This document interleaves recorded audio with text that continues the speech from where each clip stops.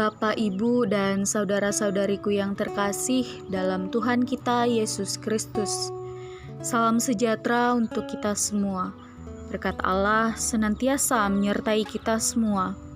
Marilah kita mendengarkan dan merenungkan bacaan kitab suci dari Injil Matius bab 5 ayat 43 sampai dengan 48. Jadikanlah kesempurnaan Bapa yang di surga sebagai model dan ukuran kesempurnaan kita.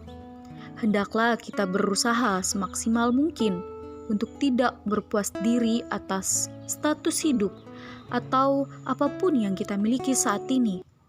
Kita pun tidak boleh menjadikan kesempurnaan seseorang sebagai ukuran kesempurnaan hidup kita, sebab hanya Allah yang dapat menjadi model kesempurnaan hidup kita. Musuh berarti seorang yang jahat kepada kita, sedangkan kasih berarti perhatian dan perlakuan baik kepada kita tanpa pamrih. Dan Yesus memerintahkan untuk mengasihi dan mendoakan musuh kita. Perintah yang sulit untuk kita lakukan, namun alasan utama ajaran ini adalah karena Allah mengasihi setiap orang tanpa terkecuali. Dan Ia memanggil kita untuk melakukan hal yang persis. Karena bukankah kita diciptakan berdasarkan citranya? Kejahatan hanyalah mendatangkan penderitaan dan kerugian bagi diri kita sendiri. Maka, yang ada bukanlah membalas kejahatan seseorang, namun berdoa baginya, mengasihinya dan memberinya pengampunan yang menyembuhkan. Mengasihi dan mendoakan kebaikan musuh pasti memberi rasa damai di hati, sambil percaya bahwa Allah akan ikut mengubah dan menyembuhkan dirinya. Membalas kejahatan dengan kebaikan pasti menghasilkan hasil positif bagi kedua pihak. Apabila kita berani berpikir dan bertindak seperti Bapa di surga, berani bertindak melampaui apa yang diyakini dan dihayati oleh setiap manusia pada umumnya. Manusia menganut prinsip membalas kebaikan dengan kebaikan. Prinsip itu terlalu kecil untuk kehidupan seorang anak Allah. Manusia yang melakukan tindakan kebaikan untuk mengimbangi kebaikan yang telah diterima bukanlah tipe manusia ideal ataupun manusia sempurna. Kita dituntut untuk menghasilkan kasih yang melampaui batas apapun.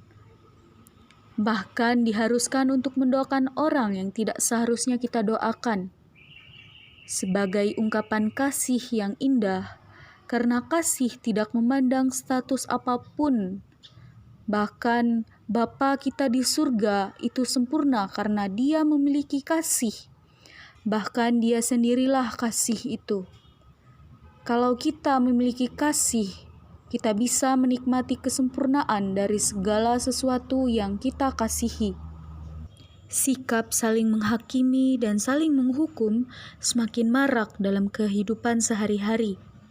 Keutuhan keluarga, komunitas, masyarakat, dan negara, paguyuban, paroki, runtuh karena sikap-sikap mau benar atau menang sendiri. Kita sering mengklaim keselamatan hanya untuk kita, untuk golongan-golongan kita, untuk gereja kita. Orang lain yang tidak sejalan, tidak searah dengan kita, tidak akan diselamatkan. Kiranya sikap-sikap tidak pilih yang dicontohkan Allah menjadi kritik bagi orang. Dalam Injil yang kita dengarkan pada hari ini, Yesus menegaskan, hendaklah kita sempurna, seperti Bapa kita yang di surga sempurna adanya. Marilah kita hari demi hari dalam hidup ini memilah-milah lagi perilaku hidup kita. Kalau kita mau sempurna seperti Bapa, kita harus mengadakan kasih dalam kehidupan kita.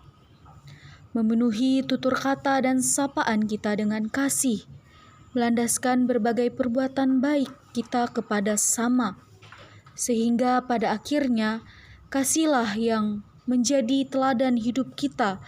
Kita bersama dengan Tuhan saling mengasihi kepada sesama tanpa pamrih.